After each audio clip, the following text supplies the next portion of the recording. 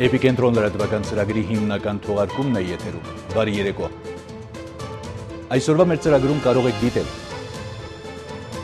Գործնական նախաճաշ Բրյուսելում Հայաստանի Հանրապետության նախագահ Սերժ Սարգսյանին ընկերակցել են Եվրոպական խորհրդարանի արտաքին գործերի հանձնաժողովի նախագահ Էլմար Բրոկը եւ Եվրոպական խորհրդարանում Եվրոպական ժողովրդական կուսակցության խմբակցության փոխնախագահ Յոաննիս Կասուլիդեսը։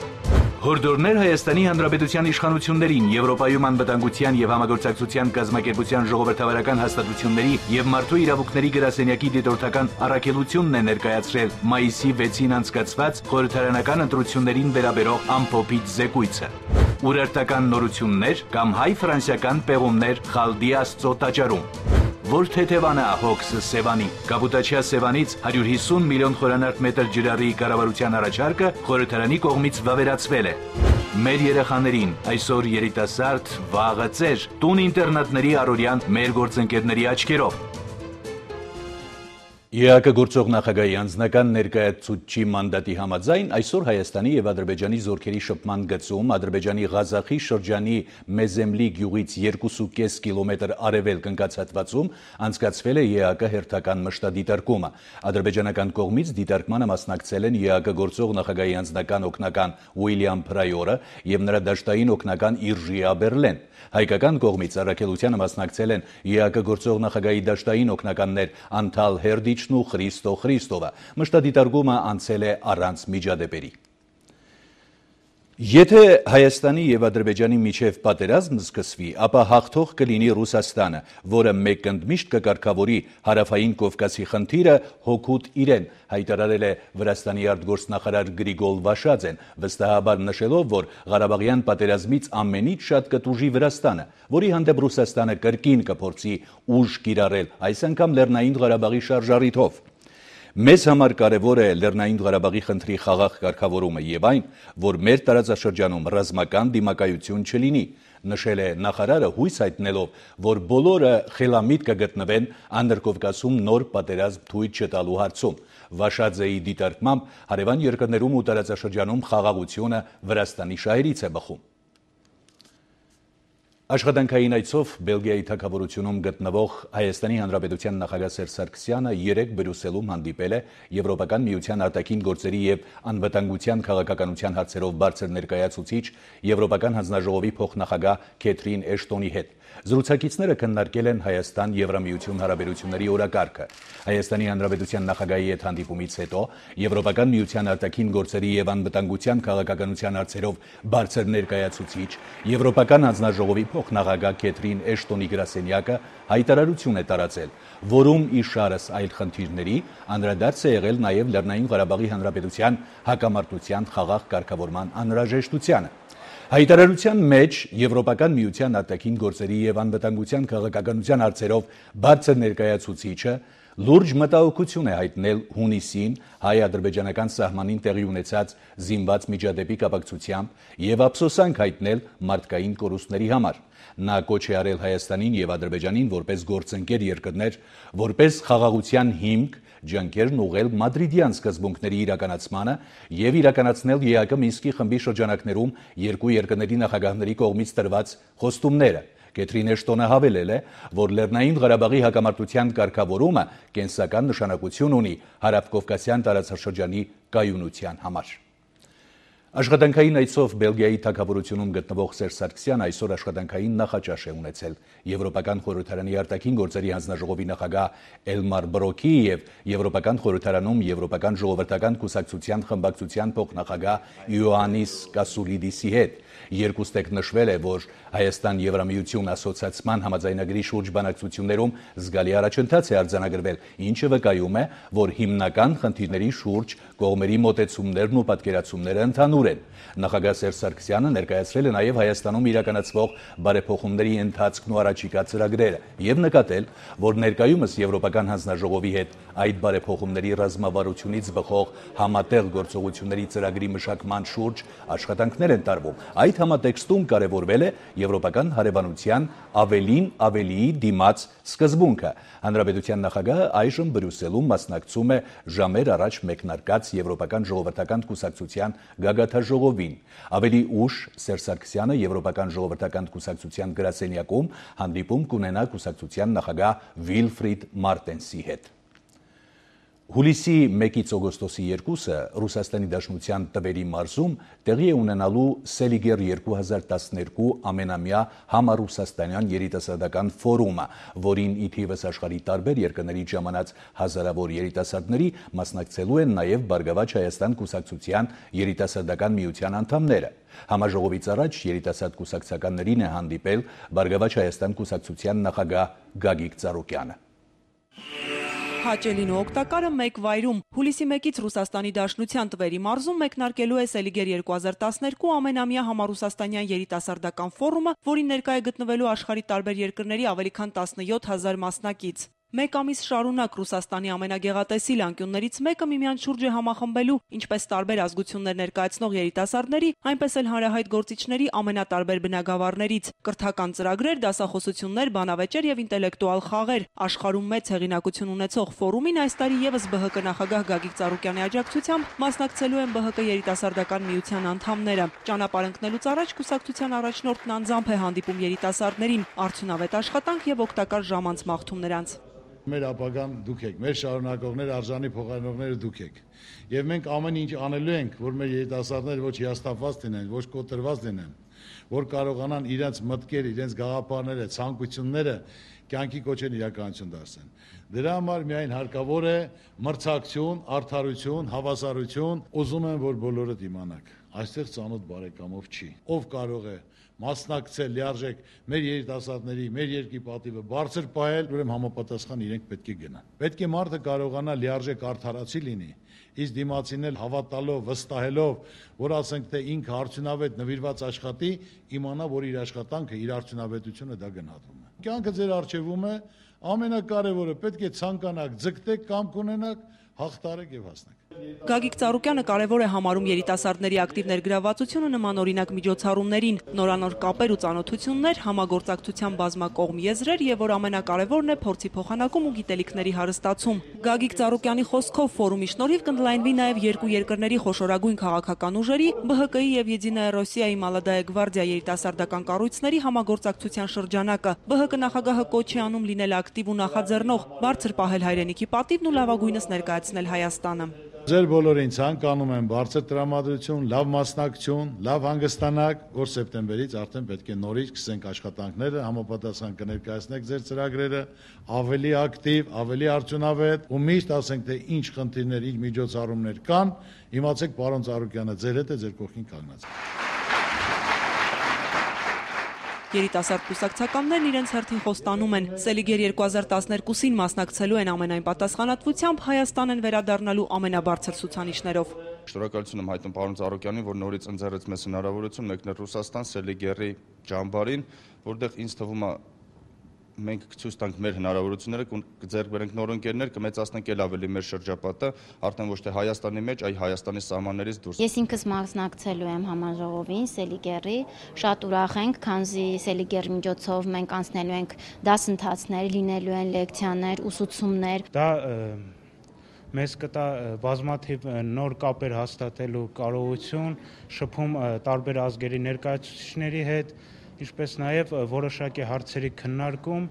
եւ նոր մտերիմներ, ծանոթներ ձեռք բերելու մեծ հնարավորություն։ Շնորհակալ ենք պարոն Ծառուկյանին երիտասարդությանը ամեն կերպ աջակցելու համար։ Վստահ եմ, որ Սելիգերի ֆորումում մեր երիտասարդությունը բարձր կպահի Հայաստանի անունը, իսկ ընդհանուր առմամբ այն մեզ կտա նոր փորձ, նոր ծանոթություններ եւ հետագայի համար ձեռքբերումներ։ Հանդիպման ավարտին բարեմաղթանքը մեկն է՝ հիշարժան տպավորություններ ու արդյունավետ աշխատանք, իսկ առջևում տարատեսակ միջոցառումներով հագեցած մեկ ամիսն է։ Վարդուհի Մելտոնյան, Մհեր Կիրակոսյան, Աշոտ Համբարձումյան, Էպիկենտրոն։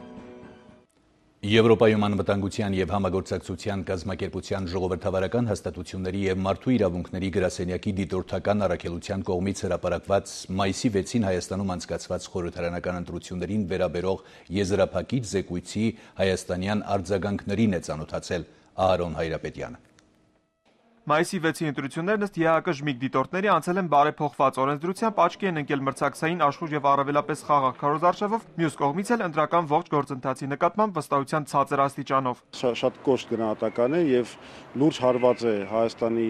վարկանիշին։ Ես բնօրինակն եմ կարդացել զեկույցի եւ իմ մոտ նման տպավորություն չի ստեղծվել, որ ստվեր եկցեմ կամ խոսում են, որ վատն է եղել ընտրությունները։ Մտահոգիչ շատ բաներ կային եւ ընտրախախտումների վերաբերյալ եւ ընդհանուր առմամբ 30 էջանոց զեկույցը ըստ ազգային ժողովի ԲՀԿ խմբակցության падգամավոր Վահան Բաբայանի թեպետ ընդհանուր առմամբ պարունակում է ընտրության որակի վերաբերյալ նաեւ ԲՀԿ-ին մտահոգող տարրեր, բայց փաստաթղթում ընդգրկված են նաեւ սուբյեկտիվ գնահատականներ։ Այնտեղ նշված կետեր կային, որոնք կարծում եմ ընդհանրապես իրականությանը չէին համապատասխանում, հիմնականում Գագիկ Ծառուկյան բարեգործական հիմնադրամի հետ կապված կետը, որ եթե եվրոպական դիտորդները մի քանի օրով են անցկացրել այդ միշտադիտարկումը եւ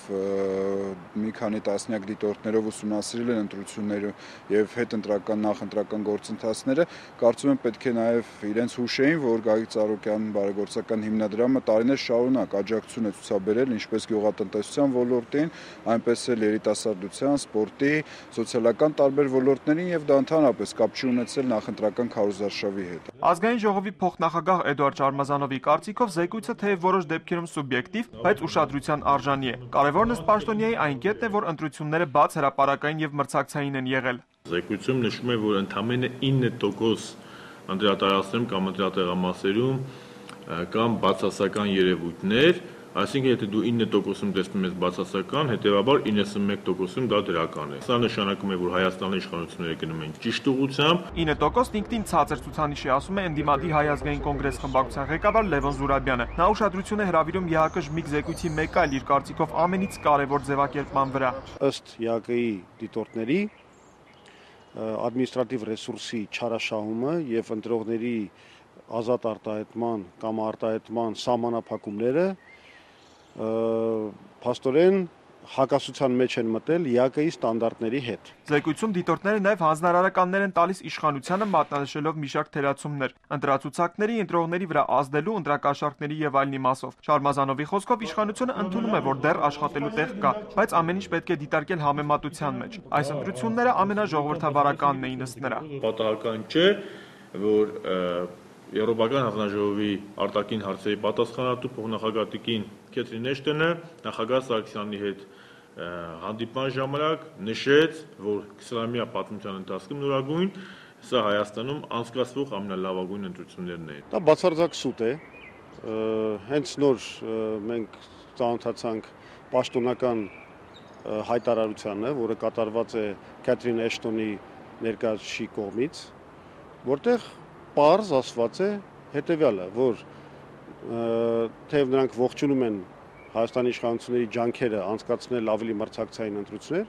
այնուամենայնիվ կան խնդիրներ, արտաքին աշխարհի որոշակի գնահատականները միշտ պարուրված են լինում որոշակի արտաքին քաղաքական շահերով։ Զեկույցի առավել դրական լինելուն նպաստել են զանգվածային լրատվամիջոցները լուսաբանման ոչ խտրական ու անաչառ պայմաններ ապահովելու առումով։ Ահարոն Հայրապետյան, Հովհաննես Չապարյան, Էպիկենտրոն։ Այսօր տեղի է ունեցել Արդարադատության, ազատության եւ անվտանգության հարցերով Հայաստան-Եվրամիություն ենթահանձնաժողովի 3-րդ նիստը։ Բացման խոսքով հանդես են եկել Հայաստանի Հանրապետության արդարադատության նախարար Հրայր Թովմասյանը, արտաքին գործերի փոխնախարար Զոհրաբ Մնացականյանը եւ Արևելյան համագործակցության բաժանմունքի ղեկավար Ջոն Քեյերը։ Արդարադատության նախարարը անդրադարձել է հավաքների ազատությանը, հավաքների մասին օրենքի փոփոխությանը, նշելով, որ մենք չունենք արգելված, չարտոնված, չիրազեկված հանրահավաքներ։ Նախարարի դիտարկմամբ դրանք այն ծնծաղիկներն են, որոնց վրա կառուցված է մեր արժեհամակարգը։ Զգալի են բարեփոխումները նաև քաղաքացիական հասարակության ձևավորման գործընթացում։ Եթե տարիներ առաջ հանրային կարծիքի հետ հաշվի նստելը հեքիաթի ժանրից կարող էր թվալ, ապա այժմ մեզ մոտ այն սովորական երևույթ է դարձել։ Ասվածի վկայությունը թրջկանի ջրվեժի եւ մաշտոցի պուրակի շուրջ զարգացումներն են։ Արդարադատության նախարարը անդրադառնալով դատաիրավական բարեփոխումներին նշել է, որ 1990-ական թվականներից այս կողմ համակարգում լուրջ բարեփոխումներ են իրականացվել եւ մի քանի տարի անց արդեն եվրոպական չափանիշներին համապատասխան դատաիրավական համակարգ ենք ունենալու։ Թե այսօր նայենք մեր դատարանների շենքերը, մենք նայենք դատարանի կառավարման համակարգը, մենք տեսնենք, որ էական տարբերություն կա։ Եթե անգամ համեմատենք մեր դատարանների ընդունած ակտերի որակը տարբերությունները էական է։ Սրանք բայց անհրաժեշտ, բայց ոչ բավարար պայմաններ են երկրում լիարժեք արդարադատության իրականացնելու։ Մշակվել է եւ արդեն հաստատման փուլում է 2012-2016 դատաիրավական բարեփոխումների ծրագիրը, որը պիտի այսպես ձևակերպեմ, որը մարդակենտրոն մի ծրագիր է։ Ինձ առավելապես հետաքրքրում է արդարադատության, իրավական ոլորտում, ինչպես նաև վիզաների դյուրացման շուրջ ընթացող բանակցությունների հետ կապված խնդիրները։ Եվրամիության համար կարևոր է թե ապօրինի ներգաղթի կանխումը, թե այդ ուղղությամբ ստեղծվելիք կառույցների ձևավորումը։ Եվրամիությունն օգնում է Հայաստանին բարեփոխումներ իրականացնել օրենսդրության մեջ, որոնք իրենց հերթին կբացառեն բյուրոկրատական քաշքշուկներն ու կոռուպցիոն ռիսկերը։ Կառավարության հերթական նիստից անմիջապես հետո լրագրողների հարցերին են պատասխանել կապի եւ տրանսպորտի նախարար Գագիկ Բեգլարյանը, էկոնոմիկայի նախարար Տիգրան Դավթյանը եւ առողջապահության նախարար Դերենիկ Դումանյանը։ Նոնա Գրիգորյանն է մանրամասնում։ Միասնական մոտեցում ապրանքների ներմուծման ընթացակարգերի հետ կապված, հավասար պայմաններ թե տեղական եւ թե օտարերկրյա ներմուծողների համար։ Խմիչքի, օղու եւ էթիլային սպիրտի համար գոյություն ուներ տարբեր մոտեցումներ եւ գոյություն ունեին նաեւ տարբեր ակցիզային դրույքներ։ Ազգային ժողովի կողմից ընդունված օրենքների համապատասխան դրույքաչափերները հավասարեցվեցին եւ լիցենզավորման ընթացակարգներ նույնպես նախատեսված է հավասար մոտեցում։ Սպա Ավետյանի առողջական վիճակը շարունակում է մնալ ծանր։ Բժիշկները պայքարում են նրա կյանքի համար։ Հայաստանի Հանրապետության առողջապահության նախարարը դատապարտել է հարսնաքարում տեղի ունեցածը։ Ցավում եմ, ես դատապարտում եմ ընդհանրապես մեր բժիշկները եւ բուժաշխատողները պետք է հատուկ պաշտպանվածություն ունենան, որովհետեւ նրանք իրենց առողջությունը վնասելով տարբեր կյանքեր են փրկում եւ կարծեք թե նրանցից յուրաքանչյուրի նման պատահարը մեզ համար ծանր է։ Ես իհարկե դատապարտում եմ նման մեթոդները եւ դատապարտում եմ ընդհանրապես բռնության յուրաքանչյուր երևույթ, անկախ նրանից թե ում նկատմամբ, իսկ հատկապես բժշկի նկատմամբ ես դա անթույլատրելի եմ համարում։ Բոլոր ոլորտներում կան լուրջ աշխատանքներ, դրանք պետք է իրականացվեն անկախ ամեն ինչից ու նաև անկախ անձից։ Երևանի նախկին քաղաքապետ այսօր արդեն կապի եւ տրանսպորտի նախարար Գագիկ Բեգլարյանին բաժին ընկավ լրագրողների հարցերի ամենամեծ չափաբաժինը։ Սա կգնանք Դոմինգոյի։ Մեծ սիրով, բայց ես Դոմինգոյի համերգում չեմ եղել, դուք այդ տեղեկություններ չգիտեք։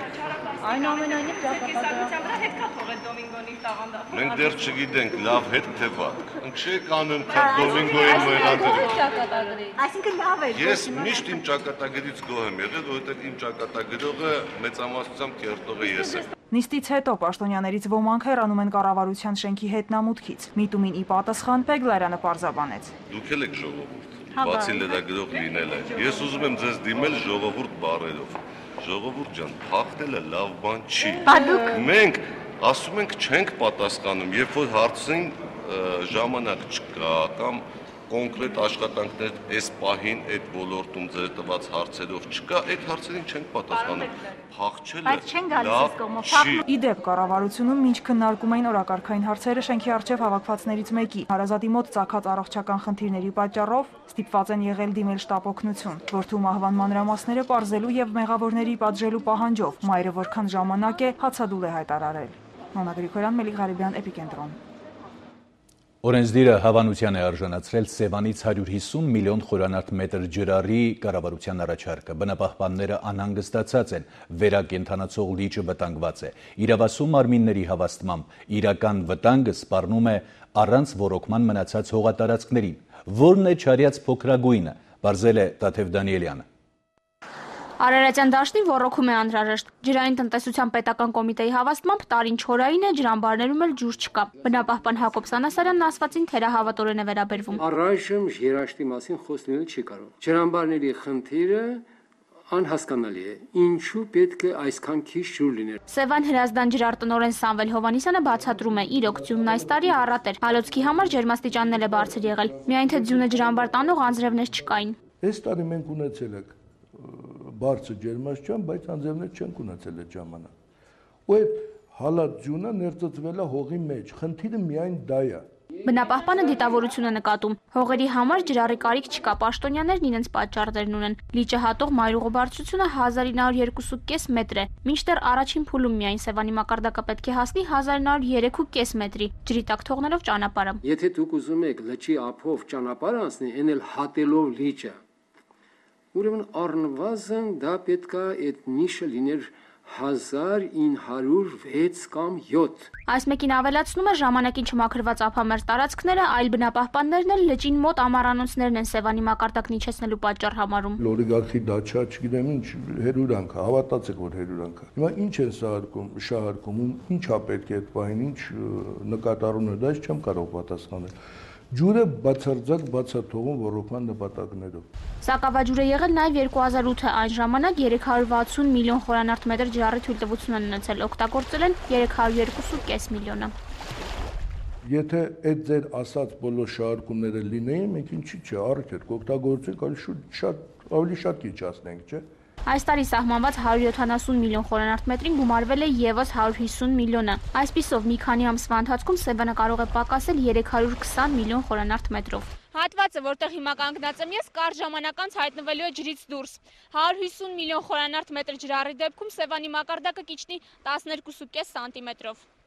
Գեղարքունիքում խնդրով ավելի են հետաքրքրված, քաղցրահամ ջրի ավազանը տեղացիների համար անգին պաշար է։ Մարզպետարանի բնապահպանության բաժնի պետը համոզված է, ջուրը ոռոգման նպատակով են օգտագործելու։ Միայն թե ցավում է, որ այդ ոռոգումը Սևանի հաշվին են անում։ Վաղուց արդեն ժամանակն է իմ կարծիքով, որպեսզի մենք հանրապետությունում տարբեր միջոցներով կարողանանք կառուցել հնարավորինս շատ ջրամբարներ եւ հանրապետությունից դուրս չթողնենք մեր ջրերը։ Օրենքով նախատեսված տարեկան 21 սանտիմետր 6 միլիմետրի փոխարեն Սևանը 10 տարվա միջին ցուցանիշով տարեկան 38 սանտիմետր 6 միլիմետրով է բարձրացել։ 320 միլիոն խորանարդ մետր ջրառից մակարդակը կիջնի, բայց ջրային տնտեսության պետական կոմիտեն հանգիստ է 1 մետր 60 սանտիմետրով գերակատարել են։ Փոխարենն անհանգստանում են հիդրոէկոլոգները։ Եթե դա դառնա ինչ-որ միտում, այսինքն այդ տատանումը մեկ բարձրացնեն մի քանի մետրով տարիներ հետո սկսեն իջացնել, այդ ոչ միայն ձկների վրա, այլ ամբողջ էկոհամակարգի վրա բացասական ազդեցություն կունենա։ Պաշտոնյաները հավաստիացնում են բնապահպանների չափ սրտացավ են եղանակային բարենպաստ պայմաններում թույլատրվածից ավելի քիչ կօգտագործեն։ Լիճը կենսական անհրաժեշտություն համարող տեղական պաշտոնյաները հավելում են, խնդիրը միայն քանակը չէ։ Պետք է ամեն ինչ անել լիճը մաքրելու եւ քաղցրահամը տարածաշրջանին խմելու ջրի մատակարարի վերածելու համար։ Տաթև Դանիելյան, Վարդան Մկրտումյան, Հովանես Քյուրքչյան, Էպիկենտրոն, Գեղարքունիքի մարզ, Երևան։ Տարածաշրջանային եւ միջազգային նորություններ 1512 թվականին կառուցված Ռումինիայի Սուչավա բնակավայրի Հագիգադարի հայկական վանքը օգոստոսի 12-ին նշելու է կառուցման 500-ամյակը։ Սպասվող տոնակատարության առիթով առաջին անգամ Ռումինիա է մեկնելու ամենայն հայոց կաթողիկոս Գարեգին II-ը։ Հագիգադարը հայտնի է որպես հրաշքների եկեղեցի։ Հավատացյալների շրջանում հռչակված է ցանկությունների իրականացնելու իր ուժով։ Դարեր շարունակ աշխարհի տարբեր մասերից այստեղ մարդիկ են գալիս աղոթելու։ Եկեղեցին ամբողջությամբ վերանորոգվում է ծնունդով Ռումինիայից ամերիկաբնակ բարերարներ Տեր եւ Տիկին Կույումջյանների միջոցներով։ Եկեղեցին կառուցել են հայազգի գործարարներ Դոնավակ եղբայրները։ Վիեննա ճանապարհորդելիս նրանք հանգստանալու նպատակով կանգ են առել Սուչավա քաղաքի բլուրներից մեկի վրա։ Երազում նրանց հայտնվել են երկող հրեշտակներ։ Գործարար եղբայրները երդվել են, որ Վիեննայում հաջողելու դեպքում Սուչավայի այդ բլրի վրա վանք կկառուցեն, ինչը եւ արել են։ Սուչավան մինչև 1564 թվականը եղել է Մոլդովայի իշխանության մայրաքաղաքը։ Մեծ հայկական համայնք է ունեցել 7 հայկական եկեղեցիներով։ Հայաստանի հետ կապը ամրապնդելու համար այստեղ Տաթևի վանքից 1288 թվականին պատրաստված զանգ է բերվել եւ տեղադրվել։ Միջազգային այլ նորությունների մասին տեսաշարով։ Թուրքիան Սիրիայի հետ իր սահմանին զորք, հակաօդային պաշտպանության եւ հարձակման զինտեխնիկա է կուտակում։ Երկրի վարչապետ Էրդողանը զինված ուժերին հրամայել է արձագանքել Սիրիայի կողմից ռազմական ցանկացած սպառնալիքի։ Դամասկոսում Սիրիայի արդարադատության պալատի մերձակա ավտոկայանատեղիում այսօր հզոր պայթյուն է որոտացել, հրդեհի ճարակ դարձնելով առնվազն 20 ավտոմեքենա։ Reuters հեռուստակայանի զրուցակից ականատեսները վիրավոր որևէ մարդու չեն տեսել։ ԱՄՆ-ի պետքարտուղար Հիլարի Քլինթոնն այսօր ժամանել է Լատվիա, որտեղ քննարկելու է ՆԱՏՕ-ում համատեղանելիքներին եւ տնտեսական ճգնաժամից Լատվիայի ելքին առնչվող հարցեր։ Լատվիան դարձավ պաշտոնավարումից ի վեր Քլինթոնի այցելած հոբելյանական 100-րդ երկիրը։ Պետքարտուղարների պաշտոնական այցերի մեջ սա ռեկորդային թիվ է։ Նրան զիջում է միայն Բիլ Քլինթոնի նախագահության շրջանի պետքարտուղար Մադելին Օլբրայթը արդեն 4 պաշտոնական այցով։ Հուլիսի 1-ից Եվրամիության նախագահումը հերթագայության կարգով Դանիայից փոխանցվելու է Կիպրոսին։ Գերմանիայի կանցլեր Անգելա Մերկելի կուսակցությանը խորհրդատվական ծառայություններ մատուցող ընկերության նախագահ Կուրտ Լաուկը Ռոյթերզին տված հարցազրույցում դեմ է արտահայտվել կառույցի նախագահումը տնտեսական ճգնաժամի մեջ խրված Կիպրոսին փոխանցելուն, ասելով. Եվրամիության պարադոքսն է, երբ շանը կարող է սկապել նրբերշիկի պահեստում։ Մեջբերման վերջ։ Կիպրոսի նախագահման հեռանկարից դժգոհ է մեկել Անկարան։ Կիպրոսի մյուս չճանաչված թուրքական մասի աջակիցները երեկ Բրյուսելում բողոքի ցույցի էին դուրս եկել Եվրախորհրդարանի շենքից ցուցարարները երթով հասան դեպի Եվրահանձնաժողովի շենք, պահանջելով ուղիղ չվերթներ դեպի Կիպրոսի թուրքական մաս, ինտեգրացիա Եվրամիության կրթական համակարգին եւ այլն։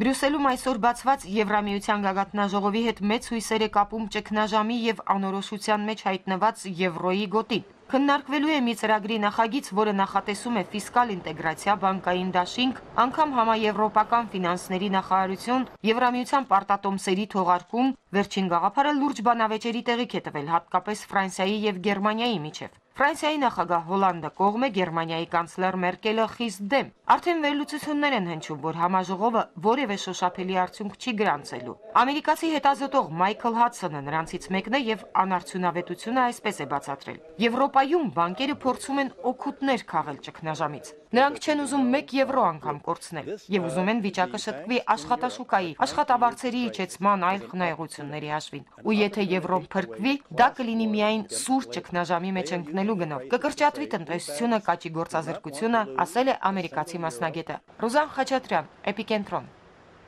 Էպիկենտրոն միջազգայինի տաղավարում Ռուզան Խաչատրյանը Եվրամիության գագաթնաժողովի թեման շարունակում է քաղաքագետ Նարեկ Գալստյանի հետ։ Շնորհակալություն Գրիգոր, Նարեկ, դու կիսում ես այդ տեսակետը, որ եվրոյի գոտու փրկության գինը խորը ճգնաժամի մեջ ընկնելն է, ավելի խորը։ Գիտեք, միգուցե շոկային թերապիան իսկապես արագացնում է ձգտումը ավելի արագ հաղթահարել խոչընդոտները, բայց կարծում եմ այսօր Եվրոպական միության հատկապես առաջատար երկրների լիդերները շատ լավ գիտակցում են, թե ինչ ծանր հետևանքներ կարող են ունենալ ոչ միայն իրենց երկրի, այլ նաև ամբողջ Եվրոպական միության համար ավելի խորը ճգնաժամ։ Այդ իսկ պատճառով կարծում եմ, որ իրենք Եվրոպական միության առաջատար երկրների ղեկավարները թույլ չեն տա, որպեսզի ավելի խորը գնա ճգնաժամը։ Չնայած հարավային Եվրոպայի առումով ակնհայտ երևում են արդեն հատկանիշները շատ ցայտուն երևում են, որ այնտեղ խնդիրները գնալով ավելի խորանում են։ Հունաստանին սկսել են հաջորդել արդեն Կիպրոսը, Իտալիան, Իսպանիան, նաև հավանական է Պորտուգալը։ Այս տեսանկյունից չեմ կարծում, որ միանշանակ կլինի այդ խորը ճգնաժամի մեջ ենք լինելու։ Այդ դեպքում ինչ զարգացումներ, արդյունք ակնկալենք այս գագաթնաժողովից։ Արդյունքների հետ կապված պետք է հասկանալ, որ այնտեղ խնդիրները շատ խորն են եւ տարաձայնություններ կան ղեկավարների շրջանակներում եւ հավանական է ինչ որ մի, այսպես ասենք, ճանապարհային քարտեզի շուրջ համաձայնություն ձեռք բերել, բայց ոչ ճգնաժամի լուծման ամբողջական փաթեթի շուրջ, որովհետև նաև կոնկրետ կապված պարտատոմսերի հետ Ֆրանսիան եւ Գերմանիան օրինակ ունեն կտրականապես տարբերվող մոտեցումներ։ Բացի դրանից կան նաև մի շարք մեխանիզմային հարցեր, թե ինչպես, ինչ մեթոդներով հաղթահարել ճգնաժամը, որոնց շուրջ եւս տարաձայնություններ կան։ Այնպես որ ամենայն հավանականությամբ կլինի որոշակի պայմանավորվածություն ուղենիշների հարցում։ Մի այսպիսի կարծում եմ հոգեբանական, թե նաև տնտեսական հարց, ինչու են ճգնաժամի մեջ ընկած երկրներում սկսել ատել Գերմանիային եւ փոխադարձ է Գերմանիայում էլ ճգնաժամի մեջ ընկած երկրներին կարծես թե ատում են։ Ընդհանրապես Եվրոպայում ազգերի միջև փոխհարաբերություններում փոխադարձ անվստահություն, սեր նաև համակրանք միշտ կա։ Գերմանացիների նկատմամբ անվստահությունը պատմական որոշակի ասպեկտներ ունի, սակայն գերմանացիները իրենք ամեն ինչ արել են արդարացնելու իրենց նկատմամբ գոնե հարգանքը եւ վստահությունը։ Այդուհանդերձ երբեմն լինում են իրավիճակներ, երբ որ գերմանացիների նկատմամբ այդ պատմականորեն ձևավորված անվստահությունը, նաեւ որոշակի առումով բացասական այլ էմոցիոնալ մոտեցումներ արթնանում են։ Սա այն դեպքերից է, երբ որ Գերմանիան իսկապես շատ վճռորոշ նշանակություն ունի ճգնաժամի հաղթահարման հարցում եւ այն երկրները, ովքեր որ խնդիր ունեն, ֆինանսական կարիքներ ունեն, առաջին հերթին դա կապում են այդ խնդրի լուծումը կապում են Գերմանիայի հետ եւ քանի որ Գերմանիան ինքը ստիպում է նրանց աշխատել վաստակել այդ գումարը, բնական է որ նրանց նկատմամբ մի քիչ վերապահումներ կան։ Ես չեմ կարող նաև ֆուտբոլի հետ չկապել այսօրվա մեր զրույցը։ Գերմանիայի տնտեսական հզորությունը կօգնի, որպեսզի նա դառնա չեմպիոն։ Իրականում դա ավելի շատ կապված է ֆիզիկական պատրաստվածության եւ տակտիկական հնարավորությունների հետ գերմանական թիմի, բայց ինչպես եւ գերմանական տնտեսությունը, ֆուտբոլային թիմն էլ բավական, այսպես մեխանիզմներով, ստրատեգիկ տեսանկյունից բավական առաջադիմական է։ Շնորհակալություն Նարեկ, Էպիկենտրոն միջազգայինի տաղավարում ինձ հետ այսօր քաղաքագետ Նարեկ Գալստյանն էր։ Գրիգոր։ Շնորհակալություն Ռուզան, եվրոպական մեր գիտելիքները հարստացնելու համար։ Բիլայն օպերատորային ծառայություններից օգտվող բաժանորդների կապը մի քանի ժամով խափանվել է։ Այս պահին ամեն ինչ արվում է վթարը վերացնելու ուղղությամբ։ Նշենք, որ բջջային կապը ամբողջությամբ խափանված չէ, որոշ հեռախոսահամարներ գործում են։ Պատճառը Բիլայնին սպասարկող ընկերություններից մեկի մեղքով տեղի ունեցած վթարն է, հայտարարել է ընկերության հասարակայնության հետ կապերի վարչությունը։ Armentel Փակբարնետիրական ընկերությունը տեղեկացնում է, որ ընկերության բջջային ցանցում տեղի ունեցել ընկերության կապալառուներից մեկի կողմից տեղադրված սարքավորման խափանում։ Armentel Փակբարնետիրական ընկերության մասնագետներն աշխատում են անսարքությունների վերացման ուղղությամբ։ Ներկայումս կապն աստիճանաբար վերականգնվում է։ Ընկերությունը հայցում է բաժանորդների ներողամտությունը պատճառված անհարմարությունների համար։ Մենք անում ենք ամեն հնարավորը կարճ ժամկետում խափանումը վերացնելու համար։ Հուսով ենք հետագայում նման միջադեպեր չեն կրկնվի։ Հայաստանի Հանրապետության ազգային ժողովի առողջապահության, մայրության եւ մանկության մշտական հանձնաժողովի նախագահ Արա Բաբլոյանի տեղեկացմամբ Հայաստանում տարեկան մահացությունների գրեթե կեսը սրտանոթային հիվանդությունների պատճառով են։ Սոցիալական սուղ պայմանների հետևանքով բուժզննումներն ու վիրահատությունները հասնում են նվազագույնի։ Հենց այս ամենը նկատի ունենալով, նաեւ հետևելով միջազգային փորձին, Հայաստանում հաստատվել է պետական հաստատություններում պարտադիր բժշկական ապահովագրության նախագիծը։ Ժուրնալիստները ձեզ կսովորացնեն բարձր խոսել, որ հետո կարողանաք մյուս փուլերում աշխատեք մյուս պաշտոններում։ Փորձը չունեմ։ 90-ական թվականներին այդ ձայնն էլ չօգնեց Հայաստանի Հանրապետության առողջապահության այդ տարիների նախարար Արա Բաբլոյանին առաջ տանել պարտադիր բժշկական ապահովագրության մասին նախագիծը։ Այս տարի Հայաստանի Հանրապետության կառավարությունը հաստատել է առողջության ապահովագրության համակարգը, որը Արա Բաբլոյանի համոզմամբ մի շարք կարևոր խնդիրների լուծման դեղուդարման կդառնա։ Բժշկական նորագույն տեխնոլոգիաները մի կողմից մարդկային կյանքեր փրկելու աննախադեպ հնարավորություններ են ընձեռում, մյուս կողմից սակայն նպաստում են բժշկական ծառայությունների զգալի թանկացմանը։ Թվում է, թե դառնում են հարուստ մարդկանց, այսպես ասած, բժշկական ծառայությունները եւ լինում են անհասանելի միջին կամ ցածր եկամուտ ունեցող քաղաքացիների համար։ Տարեկան 52,000 դրամ, որը ֆիքսված է բժշկական ապահովագրության պարագայում։ Պարտադիր բժշկական ապահովագրության ներդրման առաջին քայլերն արդեն արված են։ Ուղղված է մոտ 120,000 պետական համակարգում աշխատող քաղաքացիների համար, բայց սա արդեն մի քայլ է, որը բերի նրան, որ հետզհետե կընդլայնվի այս թիվը։ Պարադոքսալ է այն հանգամանքը, որ առաջնեկին հաջորդելիք քայլերը կատարվելու են մոտակա 5 տարիների ընթացքում։ Պարզաբանում են, նման մասշտաբային գործողությունների համար պարարտ հող չկա։ Պետք է ստեղծվի համապատասխան ենթակառուցվածք, ընկերություններն էլ չես հասկանում, հոգեպես թե գործնականորեն պետք է պատրաստ լինեն։ Իրենց արժև դնում ես խնդիր 100,000 բնակչության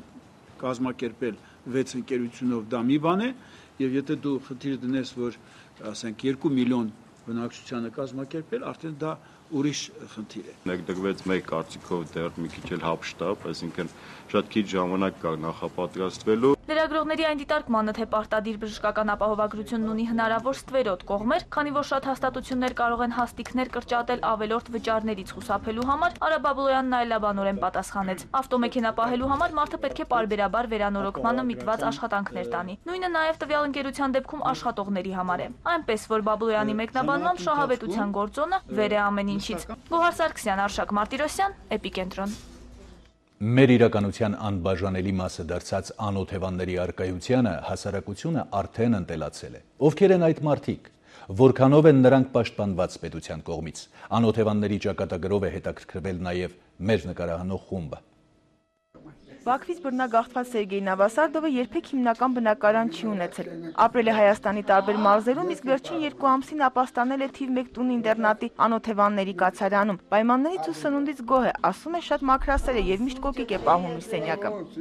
Ես տուն չունեմ, որ տունը ինչ գործ ունեմ ստեղ։ Տուն չկա։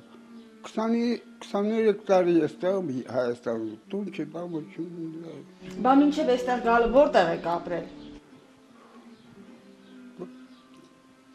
Տանոթը մոտը մեր հետո как его փողոցում քնալ, а что делать։ Թիվ 1 տուն ինտերնատի կացարանում նրա հետ միասին այլ անօթևաններ են ապրում։ Տարբեր սերի ու ճակատագրի տեր մարդիկ են, որոնք տեսախցիկի առաջ խուսափում են խոսել, սակայն դրանից դուրս ներկայացնում են իրենց կյանքի պատմությունը, որտեղ առանցքայինն այն է, որ այսօր անօթևան են։ Տարբեր մարդիկ, տարբեր ճակատագրեր, գիտեք, ասենք, մարդկա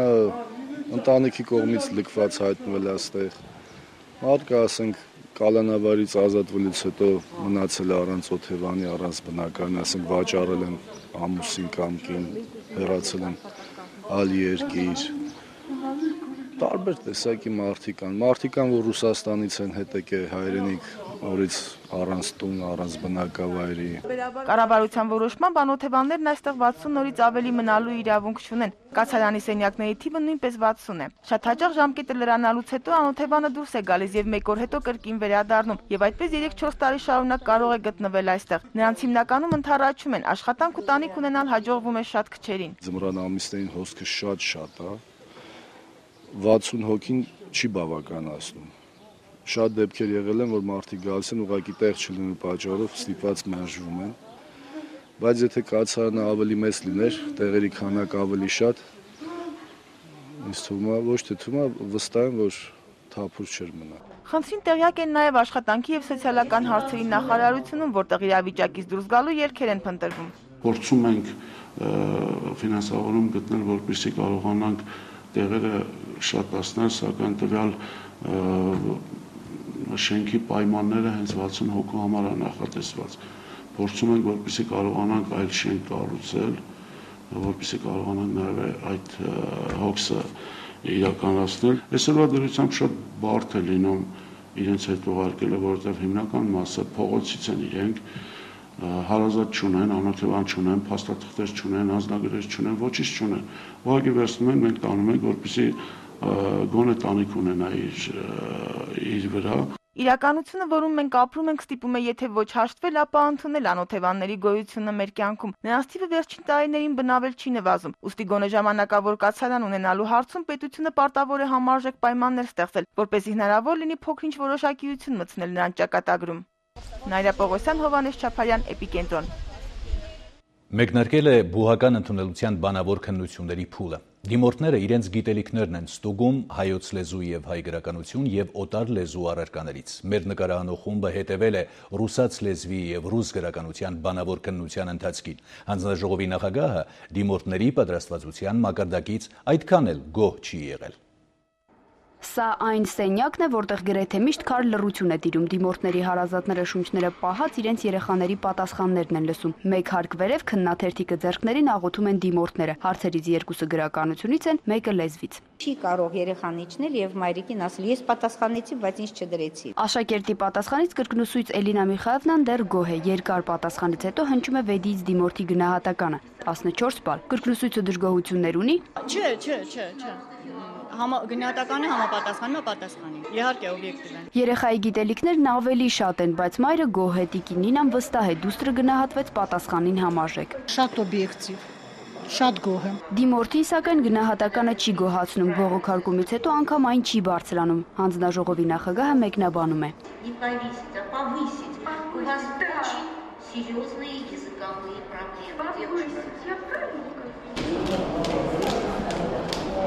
Գոհ եք արդյունքներից։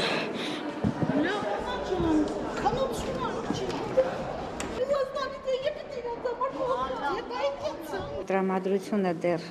ուրախ չի, մենք դեռ սպասում ենք մեր լավագույն դիմորդին։ Լիլիա Բալասանյանը դիմորդների մեջ ուշով փնտրում է իր ապագա գոլեգային, ցավով է նշում, դեռ չի գտել։ Կան նյութը անգիրարած դիմորդներ, որոնց լեզվի իմացության մակարդակը շատ ցածր է։ Խնդիրը ոչ այնքան բարդ քննաթերթիկներն են, որքան հայկական ու ռուսական թեկումով դպրոցների շրջանավարտների համար բարդության նույն մակարդակն ունեցող ծրագիրը։ Մենք չենք կարող այդ միջինը գտնել եւ երկու դպրոցների շրջանավարտներին դնենք մի հարթակի վրա։ Դիմորդերին մի հարթակի վրա դնելուց բացի նրանք պետք է վաղօրոք պարզեն, որքանով է տվյալ մասնագիտությունն իրենց է։ Ինչպես մասնագետներն են նկատում, ռուսաց լեզու եւ գրականություն անգիր անելով անհնար է լիարժեքորեն տիրապետել մասնագիտությանը։ Լուսինե Մուրադյան, Աշակ Մարտիրոսյան, Էպիկենտրոն։ Էրեբունի ամրոցի միջնաբերդում պեղումներ իրականացնող հայ-ֆրանսիական արշավախումբը այսօր ամփոփել է աշխատանքների ամառային շրջանը։ Հունիսի 5-ից մեկնարկած հայ-ֆրանսիական հնագիտական պեղումների պատկերը մանրամասնորեն ներկայացրել է ֆրանսիական արշավախմբի ղեկավար Ստեֆան Դեշամպը, շեշտելով, որ իրենց պեղումները կօգնեն նոր լույս սփռել Ուրարտուի կործանումից հետո մինչև Պարսից Աքեմենյան տիրապետություն շուրջ 1 դարյա ժամանակաշրջանի վրա։ Ուրարտական պատմահնագիտական ժառանգության ուսումնասիրություն կատարելիս մենք համագործակցում ենք նաև Թուրքիայի տարածքում աշխատող ֆրանսիական արշավախմբերի հետ։ Ֆրանսիական արշավախմբի ղեկավարը համեմատում է ժամանակակից Թուրքիայի եւ Հայաստանի Հանրապետության տարածքում ուրարտական թագավորության հետքերը։ Քրիստոսից առաջ 7-րդ դարի երկրորդ կես, ահա այն ժամանակաշրջանը, որին հասել են հնագետները։ Էրեբունի պատմահնագիտական արքելոս թանգարանի եւ ֆրանսիացի գիտնականների համատեղ նախաձեռնության պտուղները արդեն հայտնի են։ Խալդասո տաճարի արևելյան ճակատի երկայնքով անցնող փողոց եւ նոր բնակավայրեր։ Պատմությունը ճիշտ ներկայացնելու համար միայն պատմելով չի պիտի լինի, այլ պիտի նաև ցուցադրելով լինի, որսի համոզիչ լինի, մարդը տեսնելով հասկանա, թե ինչի մասին է խոսքը։ Այդ սկզբունքով այս նորությունը կապված, այս նոր բացված փողոցի հետ, որը պարուրում է ուրեմն տաճարը,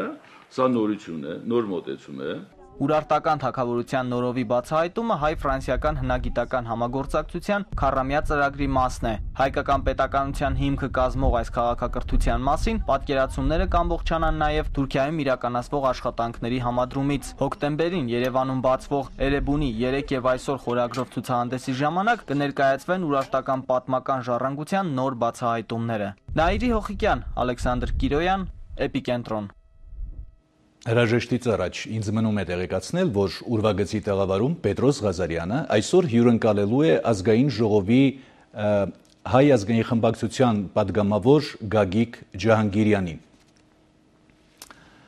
Բարեկամներ, այսքանով Էպիկենտրոն լրատվական ծառայությունը ավարտում է իր աշխատանքը եւ ձեզ մաղթում ամենայն բարիք ցտեսություն։